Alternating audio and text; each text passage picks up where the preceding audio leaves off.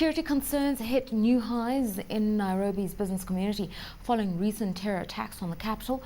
But the city faces other challenges, not least of which is infrastructure. Joining us now to discuss Nairobi in the midst of the current tensions we're seeing is Timothy Muriuki. He's chairman of the Nairobi Central Business District Association. Timothy, thank you so much for your time.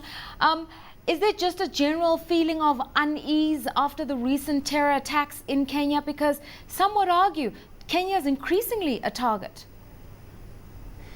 Well, thank you. It is not an unease that is uncalled for, but as you know, with the recent war in Somalia and Kenya being deeply involved, obviously Al-Shabaab have taken a new turn, and for us in business, we see this as an obvious threat to what we would term as both the internal city and the external of the city. And also, in fact, should be the entire country.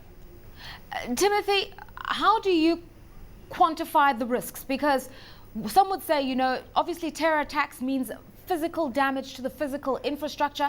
Others are saying it's not quite that, but it does raise questions in the investor's mind as to whether or not this is a safe destination in the first place. Well, thank you. I'll just give you some little quantitative analysis that we have done as an association in the last 2 days. In the businesses that are in the central business district, you'll find very reduced patronage. If you go to the malls outside the city, you'll also find reduced traffic. That means that there is reduced business, and there is also what you'd call that perception of the fact that people do not want to visit those areas that look crowded. We quantifying it to be about Kenya shillings 100 million per day. And well, for us, we look at that as a general monetary loss, but also we are looking at the jobs lost because a lot of these outlets hire casual labor, and we are actually concerned about the situation as it is.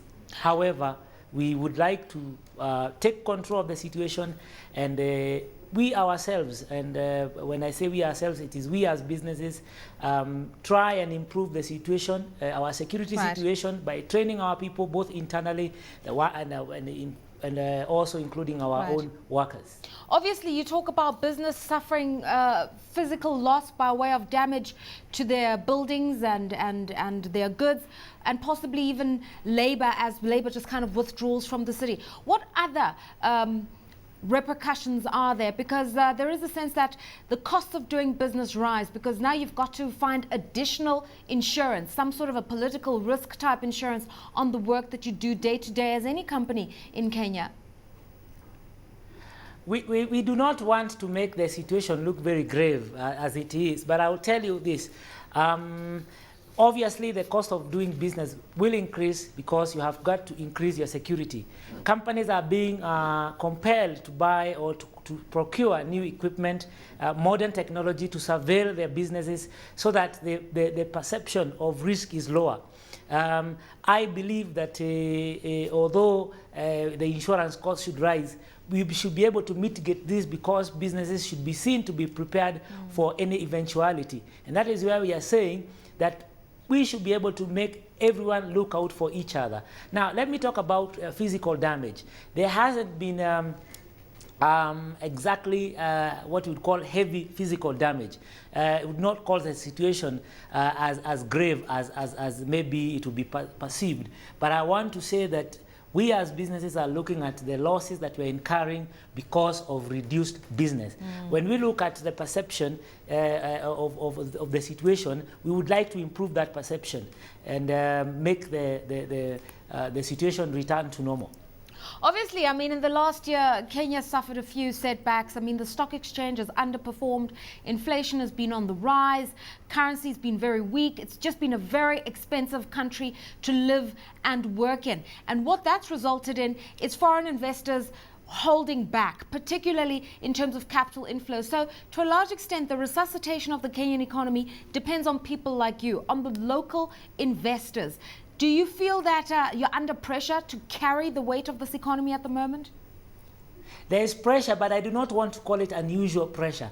When we look at the issue of the Kenya shillings and the dollar, that is a world situation. And when you look at the issue of inflation, there are very many other nations that are suffering inflation. So I do not want to think that this is a situation that is specific to Kenya. In fact, our tourism, our tourist market, what we would call the tourism sector, is doing very well currently. Remember, we are at a season when the Europeans visit the coast, and the hotels are reporting booming business because the circuit is not being touched by what you'd call these issues that are touching Nairobi.